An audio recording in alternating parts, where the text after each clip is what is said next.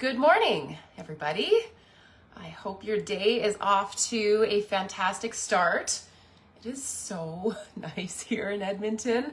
I think this is actually the first morning I have walked without a hoodie. If you're somebody who walks in the mornings, it's been freaking cold in the mornings, but yes, tank top walk this morning was had, and I'm excited about it.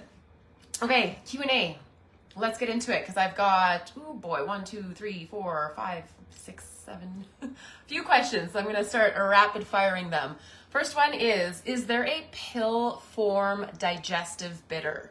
I don't mind the liquid version, but I don't want to bring liquid stuff with me when I'm out and about. I was thinking it would be nice to have a pill version that could live in my purse. So I'm a big fan of supporting digestion. If you've been working with me for quite some time, I will recommend bitters or enzymes to just about every single one of you. So these are the bitters that I recommend, but they are liquid, so not great to have in your purse, but fantastic to keep at home or even to keep one at work in your desk.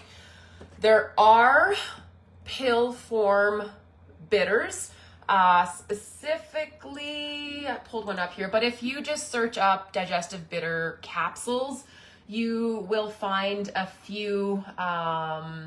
There's one by Swanson. I don't even want to go into the brands. Just Google, digestive bitter capsules. I am a fan of these.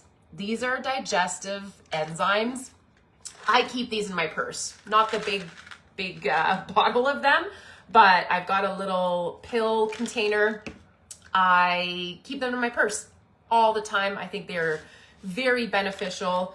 They are especially beneficial if you're going to eat something that you don't normally eat, but they're very helpful for things like if you have heartburn, bloating, constipation. It has betaine HCl, which is basically hydrochloric acid. It's not a bad thing. We need it in order to digest food properly. And so, this is, so now super enzymes, big fan, but there are other digestive enzymes as well. All right, next. If I was looking at getting a weighted vest, what weight do you recommend? Between 5 and 10% of your body weight.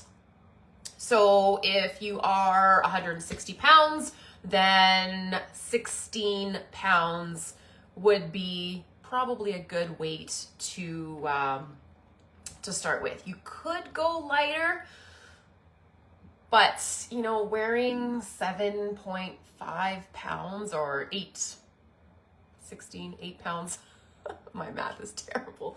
Wearing 8 pounds to me, like that wouldn't be enough. Probably depends on your fitness level. If you aren't somebody who is regularly strength training or used to having some type of resistance training, then maybe going lighter is best for you.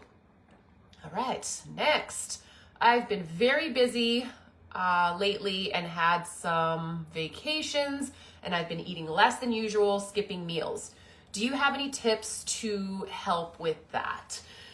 Summers they can be tricky. You've got a lot more on the go. You're camping, road trips, activities. Maybe you're going to farmers markets, festivals, parks. You're watching sports events, whatever it might be. It can be tricky to stick to your nutrition. So if you are skipping meals, I don't think that it is the worst thing that you can do. I will always suggest that you eat a huge breakfast because that is just going to keep your energy levels higher up. It's going to decrease cravings. You are going to have more patience. You're going to feel better. You can go 4, 5, maybe even 6 hours, like depending on just how big your breakfast is. Mine in the morning, like I'm aiming for at least 50 grams of protein. I've usually got about 30 grams of fat. I have anywhere between 40 to 60 grams of carbs. Like I'm getting 6, 7, sometimes 800 calories in at breakfast. And in my breakfast, I will eat, depends on how early I get up, but between 6 and 7. And that will get me going until at least noon, if not 1 o'clock. So with that being said, if you know that you're not going to be eating like big meals throughout the day because you're busy, get up early, get your breakfast in, and then pack some snacks, high protein snacks, hard-boiled eggs, little packs of protein powder in your purse. Protein bars are fantastic, jerky, turkey pepperoni. There's probably other things that I am missing, but those are all very useful. Bring pieces of fruit. You've got some fiber. It's going to keep you fuller longer. You can bring carrots, celery, honestly, tons of different vegetables cut up. You could bring little packs of hummus with you or guacamole. Nuts are very easy to pack with yourself as well. These are new RX bars that we found at Costco.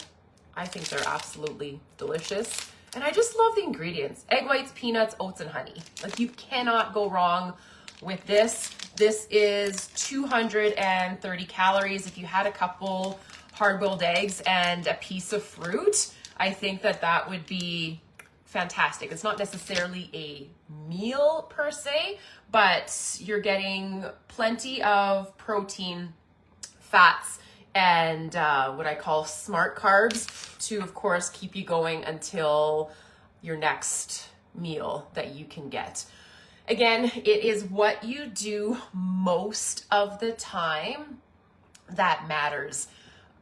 Timing of meals, yes, it's important because you don't want to let yourself go like too long because you might end up having cravings and then become ravenous. But just know that like hunger is a good thing. Just because you're hungry, it doesn't necessarily mean you have to like feed yourself right away. Know that you may go longer between meals. Have a plan so you know what you're going to eat to prevent yourself from maybe raiding the pantry when you get home or when you go to the restaurant or whatever it might be. I hope that's helpful. All right, next, I'm struggling with sleep. I have sleep apnea and I often wake up at 3 or 4 and my mind starts going. So I actually just posted this question or a similar question on my stories. If you are waking up consistently in the middle of the night, or not even consistently, if you're waking up, your mind starts going, maybe you've got a little bit of anxiety, it very well can be and probably is your blood sugar crashing. Your blood sugar, and I talked about that in my reel today, and I talk about it so much because it's that important. Your body is super duper smart. When your blood sugar decreases, your body is going to release cortisol. That's just what it does. It releases cortisol to signal your body to then release glucose or sugar into your bloodstream to get your blood sugar back up, because we can actually die from having low blood sugar. That's not going to happen to you because your body then signals it to release glucose. But what it's doing is releasing cortisol in the middle of the night, and then that's why you're having a hard time falling asleep. So the meal that you eat before you go to bed, your last meal, dinner, supper, whatever you call it, make sure that it is a balanced meal with carbs. Lots of protein, several different vegetables or a salad, some greens, some fiber, of course, some healthy fats, and carbs. Carbs are going to help keep you asleep and keep that blood sugar level balanced with, of course, the other macros that I just mentioned. If you find that you are just consistently waking up and you're eating a really good supper or dinner, then having a bedtime snack could be something that your body needs.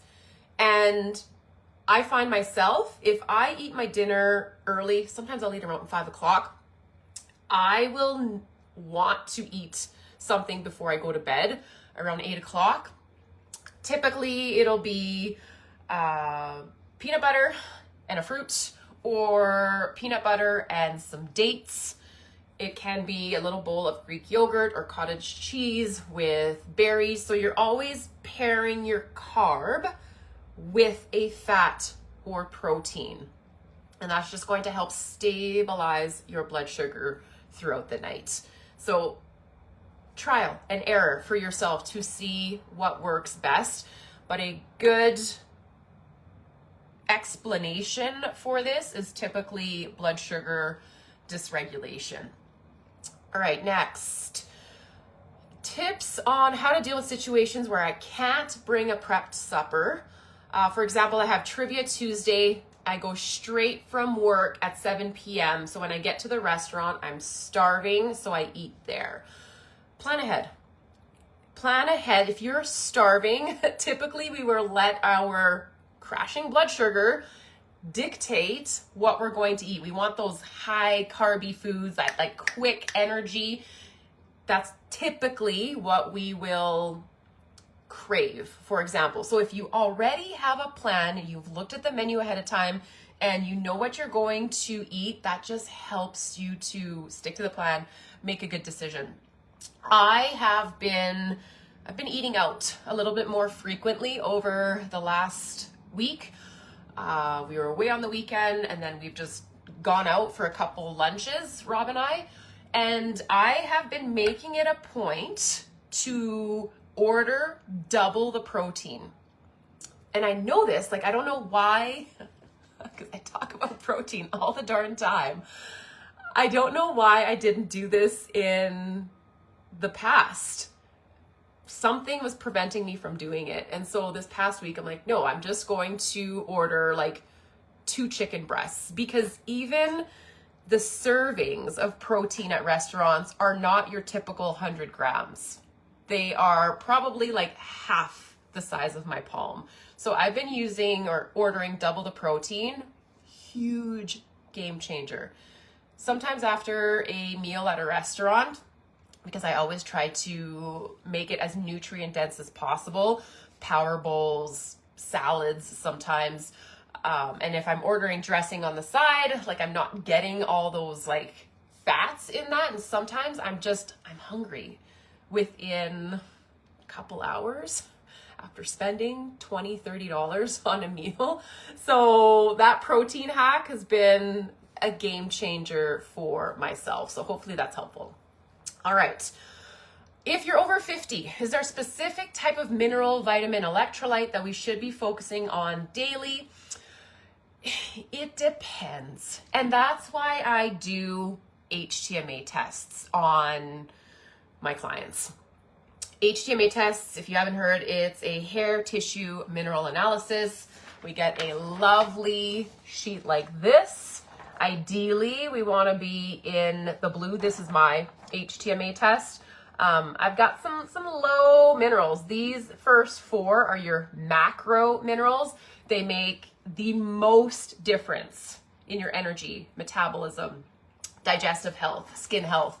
So this was in 2024. I've just retested, so I'm excited to see what my retest is like.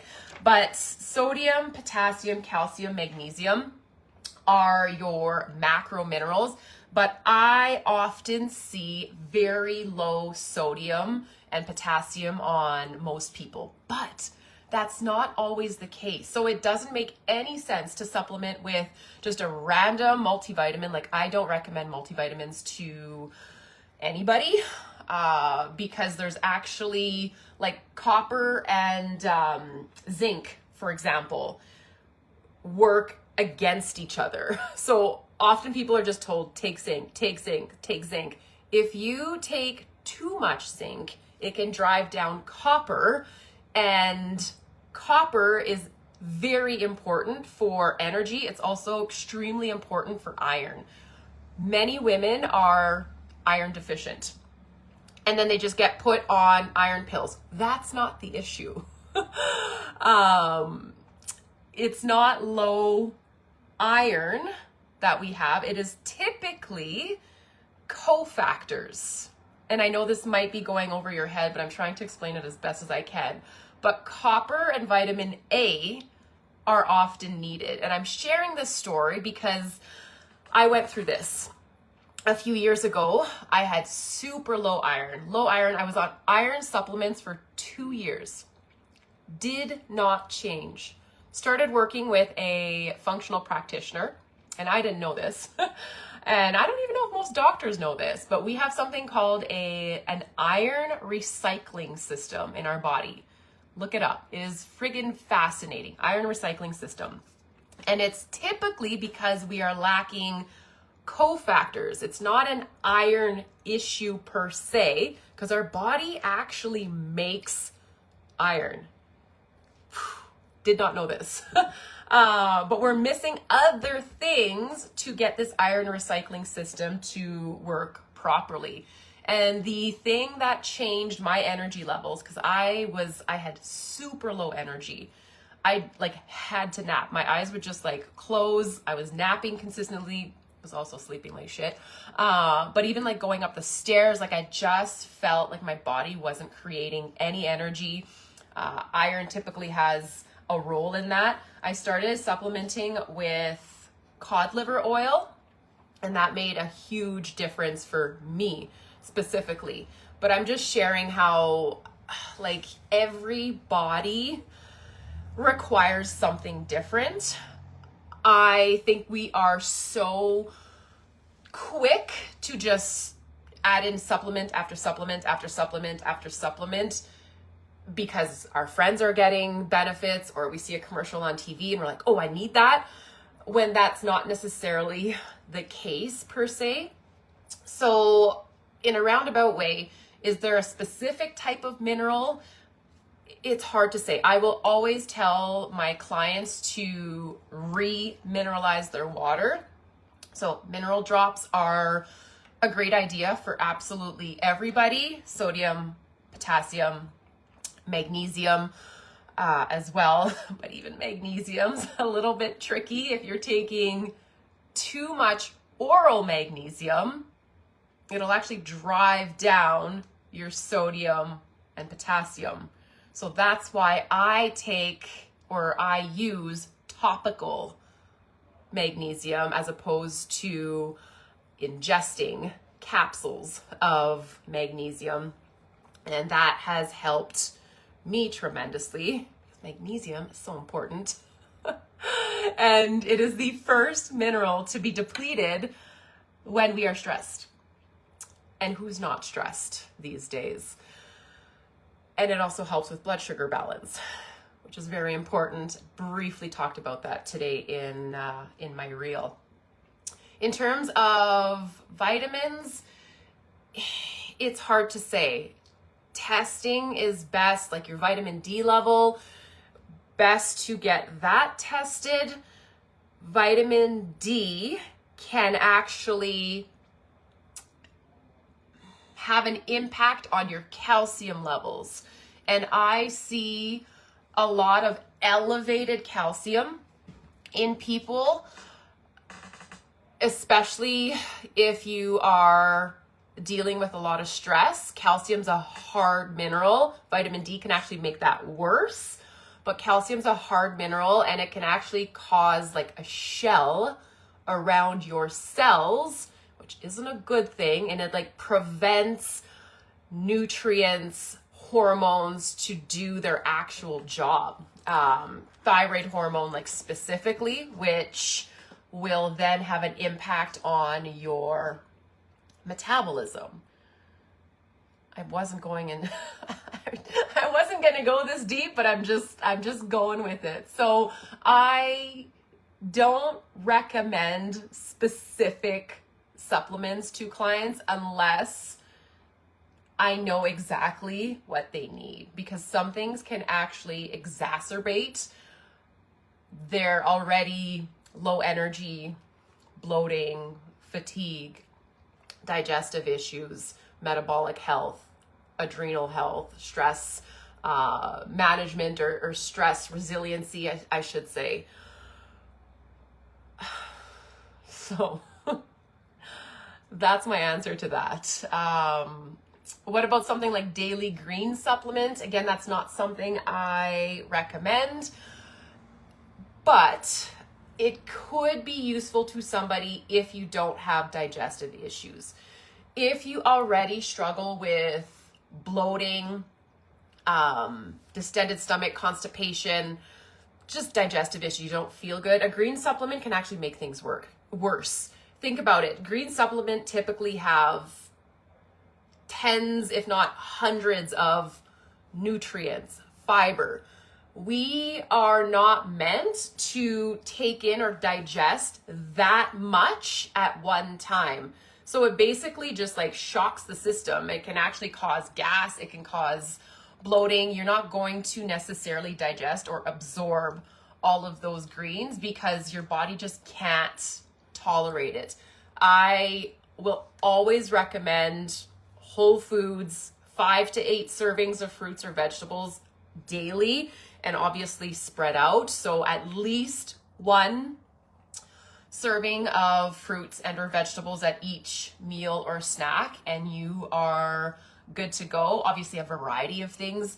Eat the rainbow is what I like to say. So lots of different colors in order to get the different nutrients that you need. So that's my 2 cents on greens. If you can tolerate it, then you're probably okay. It's just not something that I will recommend.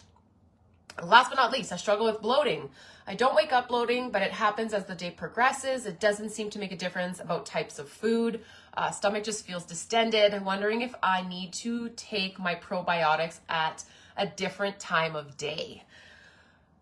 So probiotics.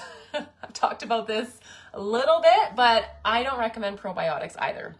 Unless we have tested your gut and we know exactly what is going on. Something called dysbiosis is an imbalance of good, bad bacteria. Depending on the strains that you have or the microbiome in your body, taking a probiotic could actually be making your digestive system symptoms worse. Meaning that that specific strain is feeding an overgrowth of bad bacteria. If you've been taking the same probiotic for years, it's time to take a break because that strain has likely overgrown and is causing an imbalance and probably making your symptoms worse. So if you're struggling with bloating, I would recommend, I talked about this right at the beginning of the video, some digestive aids like bitters and or not both, but one or the other. I prefer bitters, but some people prefer enzymes. It depends. Again, every body is different, and this is where you have to figure out ultimately what works for you. So that's that. Lots of information today. If there's any follow-up questions, please drop them in the comments below, and I will do my best to answer. Have a great rest of your Thursday.